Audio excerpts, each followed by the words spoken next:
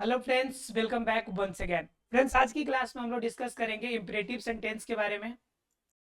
बात करेंगे imperative sentence के बारे में, अर्थात कि इम्परेटिव सेंटेंस का कैसे आप नरेशन सेंस करेंगे। अर्थात कि डायरेक्ट स्पीच में अगर सेंटेंसेस इम्परेटिव हो तो इम्परेटिव सेंटेंस का कैसे आप नरेशन चेंज करेंगे। बिल्कुल छोटे से पार्ट में बिल्कुल कम समय में ज्यादा कवर अप करेंगे हम लोग। और ये ऐसे क्वेश्चंस होंगे जो आपके एग्जाम्स में सबसे ज्यादा क्वेश्चन पूछे जाते हैं। तो चलिए हम लोग बात करेंगे नरेशन के टॉपिक में इंपेरेटिव सेंटेंस की। नरेशन की टॉपिक चल रही है और इसमें हम लोग आज बात करने वाले हैं इंपेरेटिव सेंटेंस की। किसकी बात करेंगे? इंपेरेटिव सेंटेंस की। तो देखिए, इंपेरेटिव सेंटेंस पहले क्या होते हैं। ऐसे सेंटेंसेस जो जनरली किससे स्टार्ट होते हैं? तो वर्ब से स्टार्ट होते हैं। एग्जांपल देखिए, bring a glass of water. Bring a glass of water, भाई ये ग्लास पानी ला के दे दो। तो ये हो गया switch off the light. Switch off the light, light को स्विच ऑफ करो। ठीक है, तो ये सेंटेंसेस जो जनरली किससे स्टार्ट हो? वर्ब से स्टार्ट हो, ये सेंटेंसेस क्या कहलाते हैं? इंपेरेटिव सेंटेंस कहलाते हैं।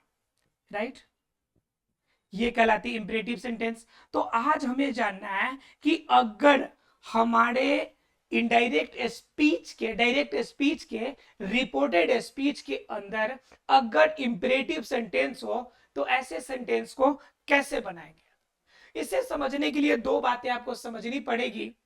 यह कि यह जो bring a glass of water है, इसका कहने का तरीका अलग अलग हो सकता है। जैसे मान लीजिए आप अपने छोटे भाई को कहते हैं कि एक गिलास पानी ला के दो। तो जब आप अपने छोटे भाई को कहते हैं तो उस कंडीशन में तो आप ऑर्डर दे रहे होते हैं कि ये गिलास पानी लेके आओ।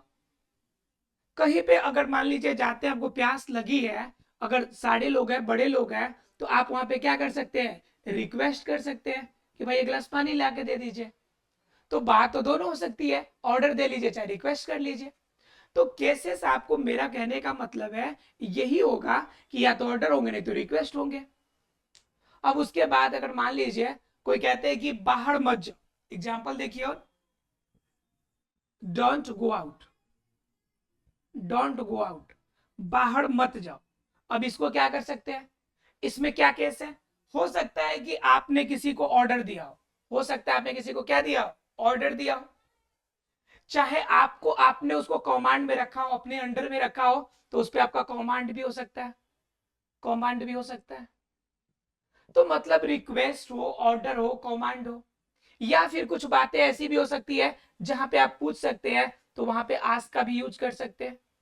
तो बात ये होती है कि सेंटेंसेस देखकर आपको क्लैरिफाई करना पड़ेगा कि यहाँ पे यूज क्या हो रहा है, और अपने यूज के अकॉर्डिंग, सेंटेंस के अकॉर्डिंग आपको क्या करना पड़ेगा? रिपोर्टिंग वर्ब के बदले में ऑर्डर का, रिक्वेस्ट का, कमांड का, अदरवाइज आस्क का यूज करना पड़ेगा according to yourself. It's completely depend on you.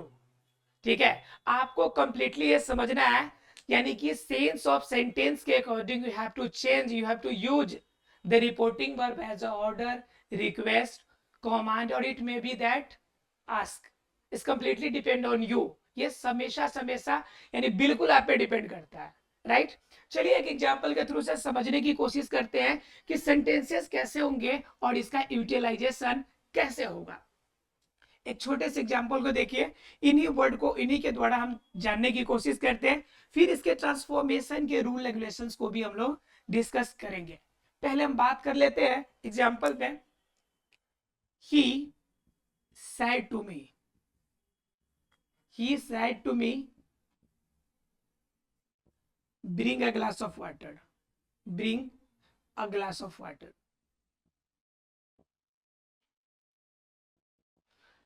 चलिए जरा हम बात कर लेते हैं कि सेंटेंस है said to me bring a glass of water। अब इस सेंटेंस में यहाँ पे दिख गया हमें कि said to दिया हुआ है। तो said to का मतलब क्या हो गया? कि said to का मतलब हो गया कि रिपोर्टिंग वर्ब हमारा किसमें है? पास्ट टेंस में। किसमें? पास्ट टेंस में। मैंने बताया था कि जब भी अगर रिपोर्टिंग वर्ब पास्ट टेंस में हो तो ध्यान रखना है कि उसके साथ चेंज ऑफ टेंस का इस्तेमाल होता है। चेंज ऑफ टेंस का यूज उसमें करते हैं।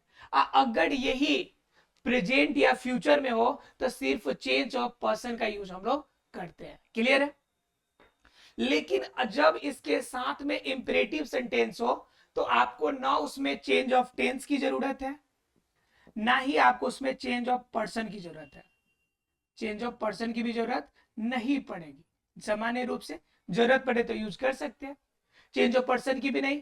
लेकिन यहाँ पे दो तीन चीजें आपको समझनी है कि यह रिपोर्टिंग वर्ब है सैड टू, यह सेंटेंस के अकॉर्डिंग आपको ऑर्डर, रिक्वेस्ट, कमांड और आस्क में चेंज करना है। तो जरा सेंटेंस को देखिए ध्यान से आप, और जरा समझ के मुझे बताइए कि आप इस सेंटेंस में सैड टू के बदले में क्या यूज कर सकते हैं आप। तो सीधी सी बात है, वो आपसे कह रहा है पानी लाने के लिए, तो फर्स्ट ऑफ ऑल आप अगर बड़े हैं तो कंफर्म है कि आपसे वो रिक्वेस्ट कर रहा होगा कि मुझे एक गिलास पानी चाहिए, प्लीज एक गिलास पानी दे दीजिए। जनरली रिक्वेस्ट वाले सेंटेंसेस में आप एक चीज कॉमन रहेगा कि उसके आगे प्लीज लगा हुआ होगा, तो ऐसे सेंटेंसेस को समझ लीजिएगा कि रिक्वेस्ट वाली बात है। नहीं तो सामान्य रूप के सेंटेंसेस को आप ऑर्डर में ले सकते हैं। चलिए इस सेंटेंस को हम लोग ऑर्डर के रूप में प्रपोज कर लेते हैं, राइट। तो ही सेड टू मी, इससे हम ऑर्डर के फॉर्म में ले तो क्या हो जाएगा, ही, और सेड टू के बदले में हो जाएगा ऑर्डर्ड। क्या हो जाएगा, ऑर्डर्ड मी। अब बात आती कि इन्वर्टेड कॉमास की, डबल इन्वर्टेड कॉमास के बदले में हम यूज क्या करेंगे। जनरली अभी तक डैट का यूज करते थे, और इंटरोगेटिव सेंटेंसेस में इफ का यूज करते थे, अदरवाइज जो भी WH वर्ड होते थे उनका यूज करते थे। अभी तक 3 सेक्टर से यूज किया हम लोगों ने। किसका यूज किया पहले, पहले या तो डैट का यूज करते थे जब सेंटेंस असर्टिव होता था, जब इंट्रोगेटिव होता था तो वहां पे इफ, वेदर या फिर आपका जो भी WH वर्ड होंगे उनका यूज करते थे हम लोग। लेकिन सेंटेंस यहाँ पे इंपरेटिव है, तो इंपरेटिव सेंटेंस में हमें क्या यूज करना होता है, तो इन्वर्टेड कॉमा के बदले में टू का यूज करते हैं हम लोग। इन्वर्टेड कॉमास के बदले में किसका यूज करते हैं, यहाँ पे इन्वर्टेड के बदले में टू का यूज करते हैं। क्लियर है आप लोग को? तो यहाँ पे हम मान लीजिए यूज कर लेते हैं, क्या हो जाएगा, ही ऑर्डर्ड मी, इन्वर्टेड कॉमास के बदले में टू, और जितना जो सेंटेंस दिया हुआ है इसमें कुछ भी चेंज नहीं करना, जो का ते उतार देना। ठीक है, he ordered me to bring a glass of water, bring a glass of water, right. तो ये सेंटेंस आपका कंप्लीटली ट्रांसफॉर्म हो गया, किसमें, डायरेक्ट टू इनडायरेक्ट में हो गया। सिर्फ क्या करना था, आपको जो रिपोर्टिंग वर्ड था इसी को चेंज करना था, लेकिन उसमें क्या करना था कि इन्वर्टेड कॉमा में एक वर्ड यूज करना था, हमें टू का यूज करना था इसके बदले में।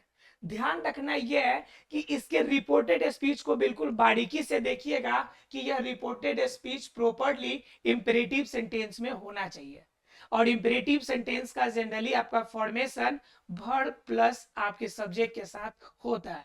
क्लियर है आप लोग को? चलिए एक सेंटेंस को देखते हैं, अगर सेंटेंस सेम हो इंपेरेटिव सेंटेंस में लेकिन फॉर्मेशन निगेटिव फॉर्म में हो जाए। ठीक है, एग्जांपल जरा देखिए एक और, father said to me don't cry। इसमें अगर मान लीजिए दे दिया don't cry my child, right. Father said to me don't cry my child. अब जरा सेंटेंस को देखिए बारीकी से, जरा सेंटेंस में बनाने की कोशिश कीजिए कि इसका ट्रांसफॉर्मेशन कैसे होगा। ये सेंटेंस तो आपका निगेटिव हो गया, डोंट हो गया, राइट। सेंटेंस में यहां पे देख रहा है सेड टू रिपोर्टिंग वर्ब किसमें है, पास्ट टेंस में है, और यह सेंटेंस यहाँ पे क्राई माई चाइल्ड, मतलब कंफर्म हो गया कि सेंटेंस भी इंपेरेटिव है। अब इंपेरेटिव सेंटेंस भी हो, आपका रिपोर्टिंग वर्ब पास्ट में भी हो, और रिपोर्टेड स्पीच इंपेरेटिव सेंटेंस में भी हो, तो इसे कैसे बनाएंगे। तो पहले सेंटेंस को आपको समझने की कोशिश करनी पड़ेगी कि यहां पे सेंटेंस के अकॉर्डिंग इंपेरेटिव सेंटेंस का सेंस कैसा जाता है, कि ऑर्डर कर रहा है, रिक्वेस्ट कर रहा है, कमांड कर रहा है, या सिंपल शब्दों में फादर अपने बच्चे को बता रहा है। तो बच्चा से फादर रिक्वेस्ट तो करेगा नहीं, तो रिक्वेस्ट वाला सेंस तो यहाँ पे लगता नहीं है। अब क्या करेगा कि कभी कभी क्या होते हैं कि आपको क्या करते हैं कि जब छोटे बच्चे होते हैं आप, तो आपको कमांड होता है, आप पे अधिकार होता है अपने गार्जियन का, वो कहते हैं बेटा ऐसा नहीं करो, नहीं जाना है मतलब नहीं जाना है। अदरवाइज आपको ऑर्डर भी दे देते हैं कि भाई तुम्हें नहीं जाना है बाहर, तो ये ऑर्डर वाली भी तो बात हो गई। तो मान लीजिए यहाँ पे हम सेंस क्या करते हैं कि ऑर्डर लेके चले या कमांड लेके भी हम चल सकते हैं। तो क्या कर ले बताइए फटाफट, हम ऑर्डर लेके ही चल लेते हैं, ठीक है। तो क्या हो जाएगा, फादर, फादर। अब सेड टू के बदले में क्या यूज करना है, हमें ऑर्डर यूज कर लिया हम लोगों ने, राइट। और ये मी हो गया। अब यहाँ पे बात आती है इन्वर्टेड कॉमा की, ऊपर वाले में ने तो हमने टू का यूटिलाइज किया है, अब नीचे क्या करें, यहाँ पे सेंटेंस निगेटिव है। जब सेंटेंस निगेटिव हो तो उस समय इन्वर्टेड कॉमा के बदले में नॉट टू का इस्तेमाल करते हैं। किसका इस्तेमाल करते हैं, नॉट टू का यूज करते हैं, ठीक है। किसमें यूज करेंगे, नॉट टू में, इन्वर्टेड कॉमास के बदले में नॉट टू का यूज करेंगे। अब हो गया father ordered me not to, not to, clear है यहाँ पे। अब नॉट टू आने के बाद अब क्या करना है, डोंट का काम खत्म। अब पूरा जो हमारे पास इंपेरेटिव सेंटेंस है उसे लिखना है। तो अब जरा समझिए ध्यान से, हमने यहाँ पे क्राई तो यूज कर लिया, लेकिन यहाँ पे एक वर्ड हमें देखने को मिल रहा है कि माई। तो क्या माई चाइल्ड यहाँ पे दिया हुआ है, तो क्या माई का पर्सन चेंज होगा क्या, तो श्योर होगा। जब भी पर्सन वाले आएंगे तो उस समय पर्सन चेंज आप कीजिएगा, अगर पर्सन दिया हो तो। लेकिन चेंज ऑफ टेंस नहीं होगा, लेकिन चेंज ऑफ पर्सन होगा। तो यहाँ पे माई वर्ड दिया हुआ है, तो बताइए जरा माई कौन सा वर्ड है। तो ये पर्सन की अगर बात करेंगे तो फर्स्ट पर्सन, और फर्स्ट पर्सन में भी क्या है, पोजेसिव वर्ड है। कौन सा वर्ड है, पोजेसिव वर्ड है। और माई के बाद चाइल्ड दिया है, तो कंफर्म हो गया कि इसके बाद नाउन आ गया। तो नाउन आ गया तो पोजेसिव में भी कौन सा होगा, पोजेसिव एडजेक्टिव होगा। क्योंकि अगर इसके बाद अगर नाउन नहीं होता तो पोजेसिव क्या होते हैं, प्रोनाउन होते हैं, लेकिन यहाँ पे पोजेसिव एडजेक्टिव है। तो इस कंडीशन में माई अर्थात फर्स्ट पर्सन, जरा बताइए कि फर्स्ट पर्सन किसके अकॉर्डिंग ट्रांसफॉर्मेशन होता है। तो फर्स्ट पर्सन सब्जेक्ट के अकॉर्डिंग, और सब्जेक्ट में क्या दिया वर्ड, फादर। तो क्या बताओ फादर से इसे रिप्लेस कर दे, तो आप कहेंगे बिल्कुल भी नहीं, कि प्रोनाउन का रिप्लेसमेंट प्रोनाउन के अकॉर्डिंग, नाउन का रिप्लेसमेंट नाउन के अकॉर्डिंग। तो ये माई कौन सा वर्ड है, प्रोनाउन है, सॉरी आपका यहाँ पे एडजेक्टिव है, तो उसी के अकॉर्डिंग होगा। तो पहले फादर को प्रोनाउन के फॉर्मेशन में चेंज करेंगे, और फादर को जो प्रोनाउन के फॉर्म में लेके जाएंगे तो क्या वर्ड मिलेगा हमें, ही वर्ड मिलेगा, थर्ड पर्सन का सिंगुलर नंबर। अब क्या करना है, ही वर्ड के लिए हमें पोजेसिव का एडजेक्टिव फॉर्म देखना है। तो ही का पोजेसिव का एडजेक्टिव फॉर्म कौन सा होगा, तो क्या हो जाएगा, हीज होगा। कौन सा वर्ड होगा, हीज। तो माई को रिप्लेस किससे करना है, हीज वर्ड से। तो क्राई के बाद क्या हो जाएगा आपका, हीज। और चाइल्ड आपका थर्ड पर्सन का सिंगुलर नंबर है, और ये पता है आपको, शन अपॉन में 1 2 3, इसके according third person no change, third person no change. It means child जो वर्ड है आपका, चाइल्ड ज्यों का त्यों रह जाएगा। तो इजीली आप इसे बना सकते हैं। क्लियर है आप लोग को, मतलब कि सेंटेंसेस कैसे भी हो, आपको क्या करना है, अपने ट्रैक से आउट नहीं होना है। और इसमें कुछ तो याद रखने की बात ही नहीं है, ग्रामर में रटने की कोई बात ही नहीं होती, सिर्फ समझना है आपको। और दिमाग में क्या रखना है, एक चीज है कि इन्वर्टेड कॉमा के बदले में टू का यूज करना है, और अगर सेंटेंस निगेटिव हो तो नॉट टू का यूज करना है, राइट। उसके बाद क्या, सेंटेंस का सेंस देखकर आप लोग इसका यूज कीजिएगा। ज्यादा एग्जाम्पल तो यहाँ पे नहीं ले सकते हैं, लेकिन आप जितना ज्यादा प्रैक्टिस करेंगे उतना बेहतर कॉन्सेप्ट आपका होगा। आशा है फ्रेंड्स कि इंपरेटिव सेंटेंस की बातें आपको क्लियर हो गई होगी। मिलते हैं अगले क्लास में अगले टॉपिक के साथ, अगले एक रोचक टॉपिक के साथ जो आपके लिए बेनिफिशियल होगा। मिलते हैं अगले क्लास में, तब तक के लिए thank you very much friends.